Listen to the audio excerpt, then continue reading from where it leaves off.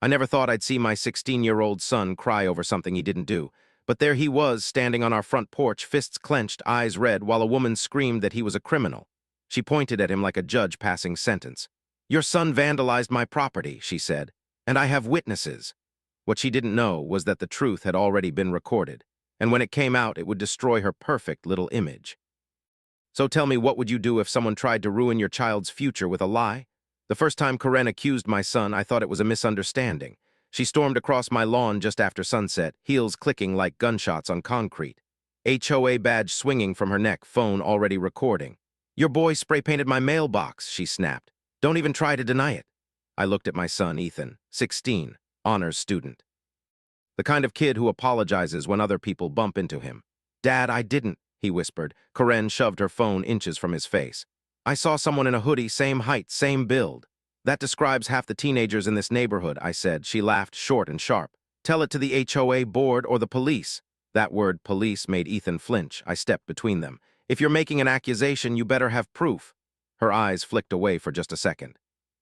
"I have witnesses," she repeated. "Who?" I asked. She straightened. "That's none of your business." That's when I noticed the neighbors, people lingering at the edges of their driveways, whispering, watching. Karen loved an audience.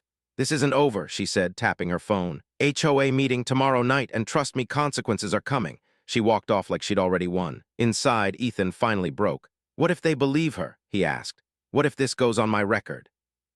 I pulled him into a hug, anger burning behind my ribs. "Nobody's ruining your life over a lie."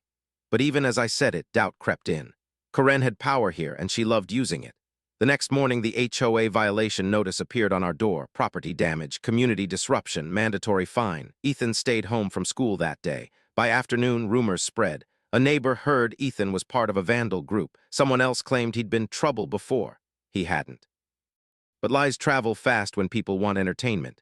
That evening, I walked the street where Karen's mailbox stood, spray paint still visible, ugly, obvious, and then I saw it. A small black dome above her garage, a security camera. I knocked on her door. She opened it halfway, smirk already loaded. "What do you want?" "I want the footage," I said. "From your camera." Her smile faltered, just a crack. "It was turned off," she said quickly. "That's strange," I replied. "Because the blue light is on." She slammed the door in my face. That's when I knew. At the HOA meeting that night, Karen stood at the front like a prosecutor. She showed photos of the vandalized mailbox, zoomed-in images of a hoodie-wearing figure. "This is unacceptable behavior," she said. "We cannot allow criminals to grow up in our community." I stood. "You're accusing a minor without proof." She turned slowly. "I have proof." "No," I said. "You have assumptions." Gasps rippled through the room. She crossed her arms. "Then call the police. Let's see how confident you are." "Gladly," I replied, her eyebrows lifted. "Excuse me?" "I already did," I said. The room exploded with murmurs. Karen's face drained of color. "You can't just—" The doors opened. Two officers walked in. One of them spoke. "We're responding to a vandalism report." Karen straightened, confidence snapping back into place. "Yes, that boy right there." Ethan shrank in his seat. The officer turned to me. "Sir, do you have any evidence?" I pulled out my phone. "I do," I said. "But first, I'd like to ask Karen one thing." She rolled her eyes. "Make it quick." "Why?" I asked slowly. "Did your camera record your son leaving the house at 2:13 a.m. with a spray can?" The silence was instant. Karen froze. "What did you just say?" she whispered. I tapped my screen and looked straight at her. "Because before you deleted the footage," I continued, "my neighbor's camera caught everything." The officer leaned forward. "Ma'am, do you have a son?" Karen's mouth opened. No sound came out, and that's when the video started playing, right there in front of everyone. And trust me, what her son was about to be seen doing was far worse than vandalism. Would you forgive someone after this, or would you fight all the way to the end? The room didn't breathe while the video played. You could hear Karen's son laughing before you could even see his face clearly, hoodie half-zipped, spray can in his hand. The timestamp glowing in the corner like a silent witness she never expected to exist. Someone behind me whispered, "That's her kid." Karen lunged forward. "That footage is fake, that's edited." The officer held up a hand. "Ma'am, please sit down." She didn't, her voice cracked as she pointed at me. "This man is framing my son. He's been targeting my family for months." I almost laughed at the irony, but Ethan's hand tightened around mine. He was shaking. The officer rewound the clip. This time, everyone saw it clearly. Karen's son walked straight up to the mailbox, sprayed it slowly, deliberately, then stepped back to admire his work. He even posed for a second like it was funny. Then, the part that made the room erupt, he kicked it, hard. The metal bent inward with a hollow crunch. A woman near the back gasped. "Oh my God!" Karen's face went gray. The officer cleared his throat. Ma'am, vandalism is a criminal offense. Filing a false report is another. I didn't file a false report, Karen snapped. I assumed. You accused a minor publicly, the officer said, without evidence. Ethan looked up at him, eyes wide. Am I in trouble? The officer softened immediately. No, son, you're not. I felt something loosen in my chest I didn't realize I'd been holding. Karen suddenly started crying, loudly, dramatically, hands shaking as she sat down. I'm a single mother, she sobbed. I was just trying to protect my community. Someone muttered, by destroying someone else's kid. The HOA board president, a man who had avoided eye contact with me for years, finally stood. This meeting is adjourned, he said, voice unsteady. We'll be discussing consequences. Karen whipped her head toward him. You can't do this to me, the officer spoke again. Ma'am, we're going to need to speak with your son. He's at home, she said quickly, too quickly. Then that's where we're going. She stood up fast. He's just a kid. So is mine, I said quietly. That shut her up. Outside, the air felt colder. Neighbors followed us out, whispering openly now. No more secrecy, no more guessing. One woman stopped me. I'm sorry, she said. I believed her. I nodded. I know. Karen walked ahead of us, shoulders hunched, heels no longer clicking confidently, just clacking unevenly on the pavement. At her house, the officers knocked. No answer. Karen's hands trembled as she unlocked the door. He's probably in his room. They stepped inside, a minute later yelling, Mom, what's going on? Her son came down the stairs, same hoodie, same build, same face from the video. The officer asked calmly, Did you vandalize a mailbox last night? He glanced at Karen. She shook her head slightly. He hesitated. That was all it took. The officer nodded to his partner. We'll need to take a statement. Karen screamed, actually screamed. You're ruining his life, I finally spoke up. You tried to ruin my son's life first. Her eyes locked onto mine, full of hate. This isn't over. Maybe not, I replied, but the truth's out now. The next day, the story spread fast. Group chats, neighborhood pages, someone leaked the video. By noon, Karen's name was everywhere. The HOA issued a temporary suspension of her authority pending investigation. And then the letter arrived, not for me, for her, filed by another neighbor, then another. Turns out Karen had accused 3 other families before us, all quietly, all without proof, all backed down by fear. But this time, she'd gone too far. A week later, I received a call from a lawyer. We're filing a civil suit, he said. Defamation, emotional distress, false accusation of a minor. I looked at Ethan, doing homework at the table, finally calm again. Let's do it, I said. That night, Karen showed up at my door, no clipboard, no badge, just mascara streaked down her face. Please, she whispered. If you drop this, I'll make it right. I crossed my arms. How? I'll resign, she said. I'll tell everyone the truth. I paused, and that's when Ethan spoke from behind me. You didn't care about the truth when it was me. Karen looked at him, really looked at him, and for the first time, she had nothing to say. I closed the door. Because sometimes forgiveness comes after justice, not before. And trust me, what happens in court next is where this story really gets satisfying. What would you do here, forgive or see it through? The lawsuit moved faster than I expected. Within days, Karen's name wasn't just neighborhood gossip, it was a case number. Her lawyer tried calling first. Polite, smooth, talking about misunderstandings and overreactions. I listened quietly until he suggested Ethan's emotional distress was subjective. That call is over, I said, and hung up. Ethan heard everything. Dad, am I making this worse? I turned to him. You didn't make anything, you survived it. The deposition was the first time Karen had to speak without an audience she controlled. No neighbors, no HOA badge, just a long table, a court reporter, and questions she couldn't dodge. She sat stiffly, hands folded, eyes darting every time the attorney asked about her authority. Did you accuse Ethan Miller of vandalism? Yes. Did you have evidence at the time? I believed. That's not what I asked, she swallowed. No. The room went quiet. And did you publicly name him during an HOA meeting? Yes. Knowing he was a minor, her lawyer shifted uncomfortably. Yes, I watched her carefully. No tears now, just calculation. Then came the video, frame by frame. Timestamp enlarged, her son's face unmistakable. Did you recognize your son in this footage? She hesitated. Yes. And yet you told police the footage was fake. I panicked. You panicked or you lied, her jaw tightened. Outside the room, Ethan paced the hallway. He didn't want to hear it, but he needed to know it was happening. That evening, he asked something that broke me. Why did she hate me so much? I sat beside him. She didn't hate you. She needed someone smaller than her to blame.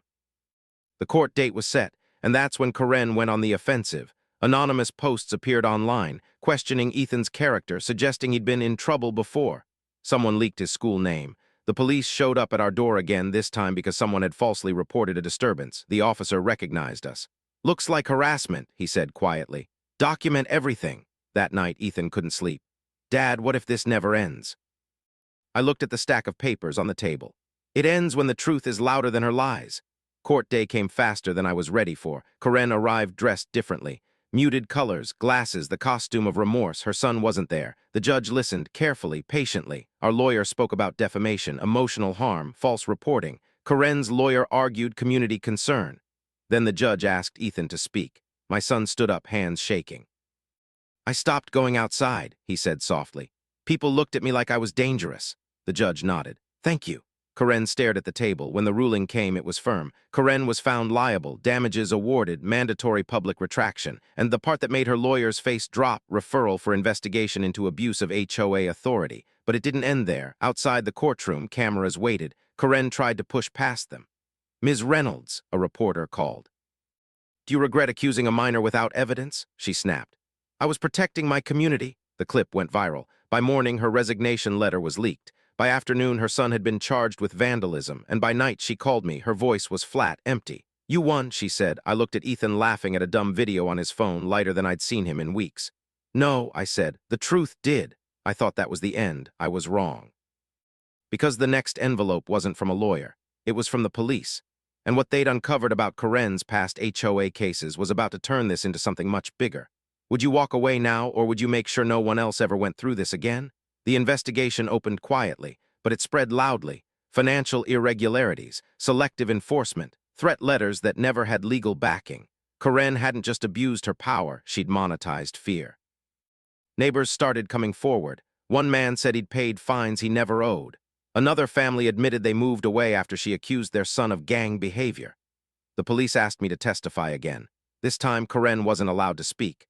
Her lawyer requested a plea negotiation, denied. When she finally looked at me across the room, there was no anger left, just exhaustion. Her son entered a diversion program, counseling, community service, cleaning graffiti, ironically. Karen lost more than her position. She lost credibility, influence, friends. At the final hearing, the judge addressed her directly. You didn't protect a community, he said. You terrorized it. The gavel fell. Outside, neighbors gathered not to whisper but to stand. One woman hugged Ethan. You were brave, she told him. He smiled, really smiled. That night, as we walked home, Ethan asked one last question. Dad, would you have fought this hard if it was just you? I answered without hesitation. No, but for you, always. Sometimes justice isn't loud revenge. Sometimes it's making sure the bully never gets power again. So tell me, if this were your child, would you have done anything differently? The community meeting after Karen's removal felt nothing like the ones before. No raised voices, no intimidation, just people finally breathing again. I watched Ethan sit a little straighter in his chair. He wasn't hiding behind me anymore.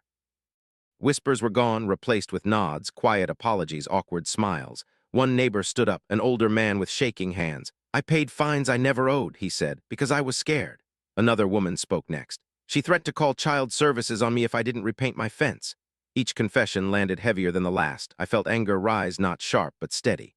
This hadn't been about one mailbox. It had been about control. The interim HOA board voted unanimously. All fines issued under Karen's authority would be reviewed. Some would be refunded, some voided. And some, the ones involving threats or false reports, would be forwarded to law enforcement. The officer who'd responded the first night pulled me aside afterward. You did more than clear your son's name, he said. You stopped a pattern. That night, Ethan slept with his door open for the first time in weeks. But peace doesn't always come quietly. 2 days later, a brick hit our window. No note. No message, just broken glass and the sound of it shattering at 2:14 a.m. The police arrived fast. The same officer crouched near the impact point. Not random. Ethan's hands shook again. Is she doing this? He asked. I don't know, I said honestly, but we'll handle it. Security cameras went up the next morning, not just ours. Neighbors installed them too, because fear spreads, but so does courage. Karen was officially charged with filing a false police report and abuse of authority. Her court date was set. But the final blow didn't come from the judge. It came from her son. He wrote a statement, not for court, for the community. He admitted everything, the vandalism, the lies, the pressure. She told me not to say anything, he wrote. She said adults don't get punished. That line made my stomach drop. The judge read it aloud during sentencing. Karen didn't cry. She just stared forward as if the room no longer existed. Her sentence wasn't long, probation, fines, mandatory counseling. But the judge added something unexpected. You are barred from holding any position of authority in a homeowners association or similar governing body for 10 years. That's when she broke. Outside the courthouse, reporters waited again.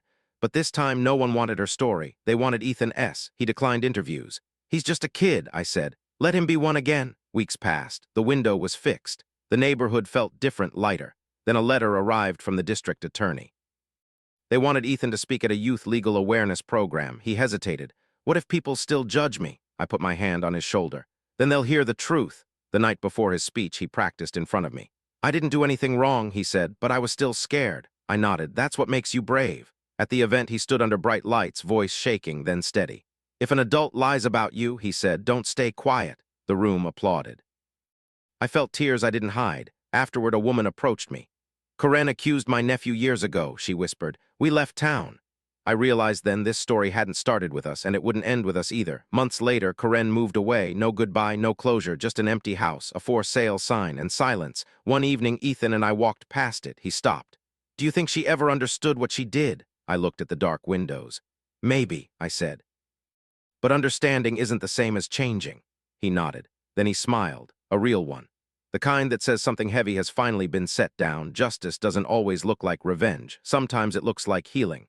And sometimes it looks like making sure the next kid never has to stand where mine did. So let me ask you, if you were in my place, would you have stayed quiet, or would you have fought back too? Time has a strange way of revealing what power once hid. By the next summer, the neighborhood looked the same, trimmed lawns, clean sidewalks, but it felt nothing like before. People waved now, stopped to talk. Kids rode bikes without parents watching from behind curtains. Ethan had grown taller, louder, confident in ways that didn't come from winning but from surviving. One afternoon, a police cruiser rolled slowly down our street. Ethan froze. I felt it immediately. The officer stepped out and raised a hand. Hey, not here for trouble. He walked over relaxed. We're doing follow-ups, he said, checking in on families affected by previous HOA complaints. Ethan exhaled. The officer crouched slightly to meet his eyes. You okay these days? Ethan nodded. Yeah, I am. The officer smiled. Good. As he left, Ethan said something that surprised me. Dad, I don't feel scared of them anymore. That's when I knew this was really over, or so I thought. At the next HOA election, someone nominated me. I laughed at first. I don't want power, I said. A neighbor replied, that's why you should have it. I ran, not to control, but to protect, and I won first order of business, transparency, open records, recorded meetings, anonymous complaint limits. Some people resisted. Change always scares those who benefited from silence. A man confronted me after one meeting. You're overcorrecting, he said. Karen was extreme, but rules matter. So does fairness, I replied, especially when kids are involved.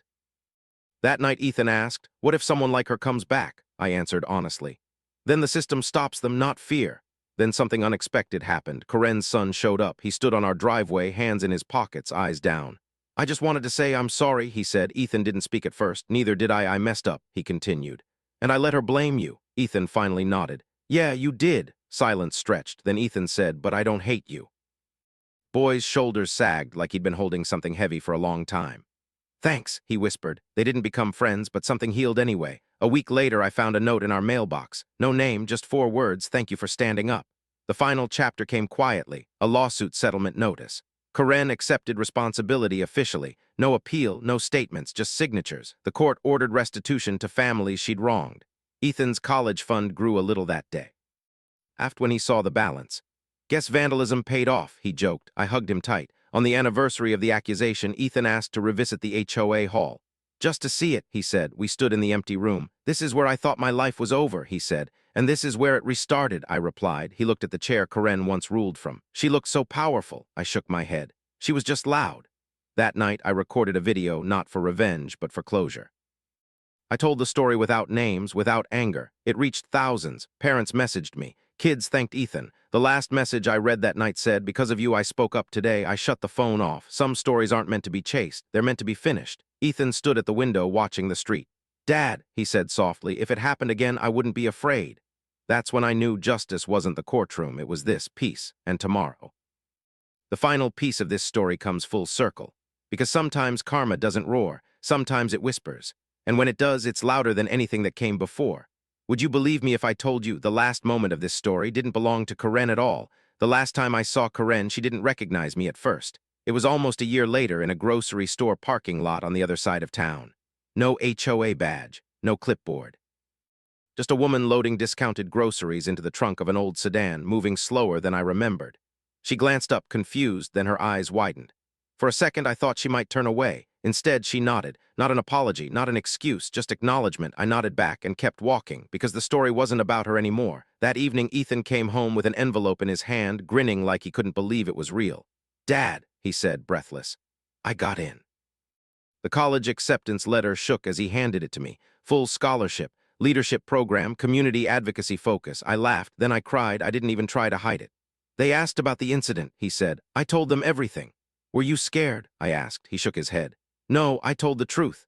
At the awards ceremony a few weeks later, the speaker talked about courage, not the loud kind, but the kind that stands still while lies fall apart on their own. When Ethan's name was called, the room applauded. I looked around and saw neighbors in the audience. Teachers, the officer who had first responded that night, and something inside me finally settled. Later that night, as we sat on the porch, Ethan asked the last question he'd been holding on to. "Do you think she ever regretted it?" I thought about the grocery store, the nod. "Regret isn't what matters," I said. "Responsibility is." He nodded slowly. The street was quiet, safe. Kids laughed somewhere down the block. Before going inside, Ethan said, "Thanks for believing me," I answered without hesitation. There was never a doubt. So if you're watching this and you're a parent or a kid or someone who's ever been accused of something you didn't do, remember this. Remember this. Lies can be loud. Power can intimidate. But truth has a way of waiting patiently until the world is ready to hear it. And when it speaks, it changes everything. So tell me, what would you have done in my place? Would you have stayed quiet? Or stood your ground? Where are you watching from? I love seeing how far these stories reach. And if this story meant something to you, maybe it's because you needed to hear it. Because justice doesn't always come fast. But when it does, it's worth the wait.